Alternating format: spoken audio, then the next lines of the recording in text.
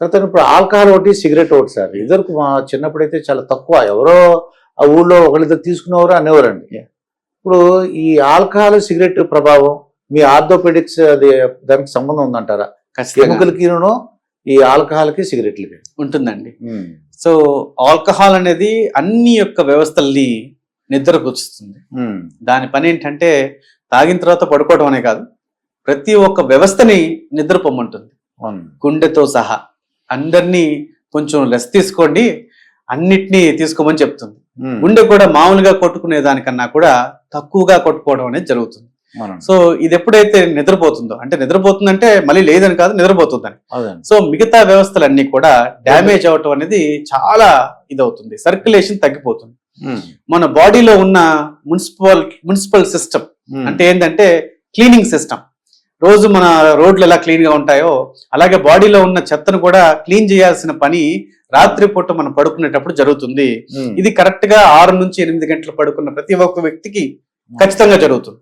అలా కాకుండా 6 నుంచి 8 గంటలు పడుకోకుండా వాళ్ళు ఇంకా తక్కువగా పడుకుంటుంటే దాంట్లో ఆ వ్యవస్థ క్లీనింగ్ టైం ని మనం తగ్గించిన అవుతాం. ముందే క్లీనింగ్ ఆపేసి సగంలో ఆపేసి వెళ్ళేది అవుతాం. సో దాని తర్వాత ఏమవుతుందంటే నెక్స్ట్ రోజుకి ఆ క్లీన్ చేయాల్సిన పని పెరుగుతుంది, ఆ నెక్స్ట్ రోజుకి ఇంకా క్లీన్ చేయాల్సిన పని పెరుగుతుంటుంది. సో ఇలా క్లీనింగ్ మెకానిజం అనేది చాలా డిస్టర్బ్ అవుతుంది ఈ ఆల్కహాల్ వల్ల. అండ్ సిగరెట్స్ వల్ల అయితే మైక్రో సర్క్యులేషన్ బ్లాక్ అంటాం. అంటే మనకి టెర్మినల్ మైక్రో సర్క్యులేషన్ అంటాం. అంటే గుండె పంప్ చేస్తున్న ప్రతి ఒక్క బీట్, అంటే ప్రతి ఒక్క మూమెంట్ కి అది సర్క్యులేట్ చేస్తే చివరి ఆఖరిగా ఉన్న మన ఫింగర్, అంటే మన వేలి, చిటికిన వేలి టిప్ దాకా సర్క్యులేషన్ అందుతుంది. దీంట్లో ఆక్సిజన్ అందుతుంది, దీంట్లో న్యూట్రిషన్ అందుతుంది, దీంట్లో మీకు కావాల్సిన మినరల్స్ అందుతున్నాయి, కాల్షియం అందుతుంది. కాబట్టి మీ వేలికున్న చిన్న ఎముక కూడా అది అందించుకోగలుగుతుంది. ఇది బ్లాక్ చేస్తుంది సిగరెట్స్. ఈ కార్బన్ గాని ఇవన్నీ గాని వచ్చి ఈ లోపల ఉన్న ఎన్నో రకాల క్యాన్సర్ ఏజెంట్స్ ఉన్నాయి ఈ సిగరెట్స్. సో ఇవన్నిటినీ కూడా అన్ని రకాలుగా ఈ సర్క్యులేషన్ బ్లాక్ చేయటం వల్ల, సర్క్యులేషన్ అక్కడ అందకపోవటం వల్ల ఖచ్చితంగా మనం తీసుకున్న న్యూట్రిషన్ వృధా అయ్యి బయటికి రావడమే జరుగుతుంది. దీనివల్ల ఒక 40 ఏళ్ళ నుంచి, అది చిన్నప్పటి నుంచి స్టార్ట్ చేసిన వాళ్ళైతే 40 ఏళ్ళ నుంచి 50 ఏళ్ళ లోపలే వాళ్ళ జీవితం అక్కడికి ఎండ్ అయిపోయినట్టుగా, వాళ్ళ ఏజ్ అక్కడికి ఇంకా పని చేసుకోలేని విధంగా తయారవుతారు. అదే ఎక్కువగా ఇవి తీసుకునే వాళ్ళకి మాత్రం 60, 70, 80, 90, 100 కూడా మనం చూస్తున్నాం. అంటే వాటికి దూరంగా ఉండడం మంచిది. ఖచ్చితంగా డెఫినెట్ గా ఈ మీకు ఎముకలు కానీ ఇవన్నీ కూడా ఎఫెక్ట్ అవుతాయి. ఖచ్చితంగా ఎఫెక్ట్ అవుతాయి సార్. ఇప్పుడు రోబోటిక్ సర్జన్ అన్నారు సార్ మీరు. ఈ రోబోటిక్ సర్జన్ అంటే అసలు మీ దగ్గర రాకుండా ఉండాలంటే మొట్టమొదటి నుంచి ఎటువంటి జాగ్రత్తలు తీసుకోమంటారు? సో మోకాళ్ళ జాయింట్లు అంటే ఇండైరెక్ట్ గా మీ బేరం అంటే మీ పని లేకుండా చేయాలని మా ఉద్దేశం కూడా అదేనండి.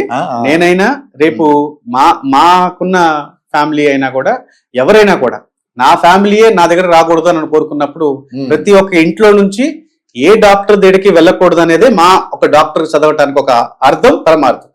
సంపాదించుకునేది పక్కన పెడితే ప్రతి ఒక్కరు ఆరోగ్యంగా ఉండటం చూడటం అనేది ఒక డాక్టర్ లక్షణం. ఇది ఒక మొదటి లక్షణంగా పెట్టుకోవాలి. ఎవరు హాస్పిటలైజ్డ్ కాకూడదు. అవసరానికి హాస్పిటలైజ్డ్ అవడానికి ట్రీట్మెంట్ చేయటం అనేది డాక్టర్ పని. సో అలాగా ఖచ్చితంగా జాయింట్స్ బాగుండాలి అని అంటే ఎంతో కొంత వ్యాయామం అనేది ఎంతో మేలు చేసి పెడుతుంది. ఎంతో కొంత అని అన్నానంటే నేను అది కూడా చెప్తున్నాను. చిన్న పిల్లవాడు ఇంటి దగ్గర నుంచి లేదా ఏజ్ ఓల్డ్ ముసలి వాళ్ళ దాకా కూడా 15 నిమిషాలు ప్రాక్టీస్ చేయమంటున్నాను.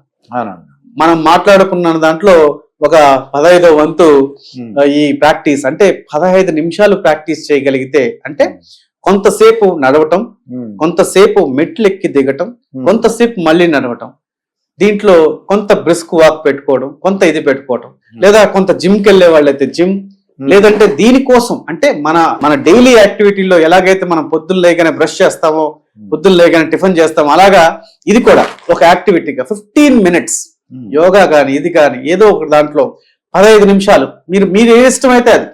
ఒకవేళ కొంతమందికి యోగా ఇష్టం, కొంతమందికి సైక్లింగ్ ఇష్టం, కొంతమందికి రన్నింగ్ ఇష్టం, కొంతమందికి వాకింగ్ ఇష్టం, కొంతమందికి జిమ్కి వెళ్ళడం ఇష్టం. ఇలా ఏదైనా సరే 15 మినిట్స్ మినిమం చేయగలిగితే మీ సర్క్యులేషన్, మీ బాడీలో ఉన్న సర్క్యులేషన్ చాలా వరకు ఇంప్రూవ్ అవుతాయి. దీనివల్ల ప్రతి ఒక్క జాయింట్ కి, ప్రతి ఒక్క బోన్ కి సర్క్యులేషన్ అనేది చేర్చడం జరుగుతుంది. న్యూట్రిషన్ కరెక్ట్ గా చేర్చడం జరుగుతుంది. రక్తనాళాలు కరెక్ట్ గా ఉన్న దాని యొక్క సాంద్రతని కరెక్ట్ గా మెయింటైన్ అవుతుంది. అప్పుడు సప్లై కరెక్ట్ గా జరుగుతుంది. దీనివల్ల ప్రాబ్లమ్స్ లేకుండా ఉంటాయి. అండ్ ఇప్పుడు చూస్తున్న వాళ్ళలో చాలా మందిలో, మేము ఓపీడీలో చూస్తున్న వాళ్ళలో సాఫ్ట్వేర్ ఉద్యోగులు కావచ్చు, గవర్నమెంట్ ఉద్యోగులు కావచ్చు, లేదంటే ఎక్కువసేపు ఒకే చోట కూర్చునే వాళ్ళు, ఆటో డ్రైవ్ చేసే వాళ్ళు కావచ్చు, కార్ డ్రైవ్ చేస్తూ లాంగ్ డిస్టెన్స్ డ్రైవ్ చేసే వాళ్ళు కావచ్చు, బస్ డ్రైవర్లు కావచ్చు, లారీ డ్రైవర్లు కావచ్చు, అండ్ చాలా మంది ఎవరైతే ఒకే చోట కూర్చొని పనిచేసేవాళ్ళు మోర్ దాన్ అంటే 2 గంటలు 3 గంటల పైన ఒక చోట కూర్చొని పనిచేయగలిగే వ్యక్తులందరికీ కూడా heart problems, joint problems, muscle problems, tendon problems అన్ని ఉన్నాయి. సో ఈ ప్రాబ్లమ్స్ ని అవాయిడ్ చేయడానికి మీరు కూర్చున్న చోటు నుంచి 45 నిమిషాలకి, అంటే గంటలో 45 నిమిషాలు కూర్చుంటే 45 నిమిషాలకు ఒక్క 10 నిమిషాలన్నా లేచి పని చేయటం కూర్చున్న చోటు నుంచి. కుదిరితే కొద్దిగా నడిచి వచ్చి మళ్ళీ కూర్చొని పని చేయడం వల్ల వాళ్ళ ప్రొడక్టివ్నెస్, అంటే వాళ్ళు చేసే పనిలో ప్రొడక్టివ్నెస్ పెరుగుతుంది, యాక్టివిటీ బాగా పెరుగుతుంది, అండ్ వాళ్ళ అనుకున్న పని ఏ రోజైతే కంప్లీట్ చేద్దాం అనుకుంటున్నా ఆ రోజు కంప్లీట్ చేయగలుగుతున్నారు. సో ఇలాంటి ప్లస్ పాయింట్స్ చాలా వరకు వాళ్ళకు ఉన్నాయండి.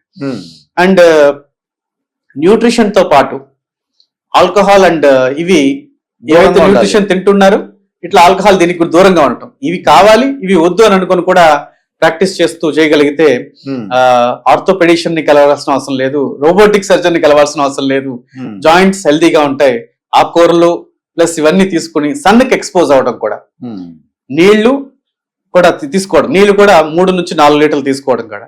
సో మన బాడీ ఫుల్ గా ఈ హైడ్రేషన్ అనేది చాలా ఇంపార్టెంట్. ఎంత మనం ఎక్సర్సైజ్ చేసినా ఇవి చేసినా హైడ్రేషన్ అనేది చాలా ఇంపార్టెంట్ అవుతుంది. దీనివల్ల వాళ్ళకి జాయింట్స్ ప్రాబ్లమ్స్ అనేటివి చాలా వరకు రావు.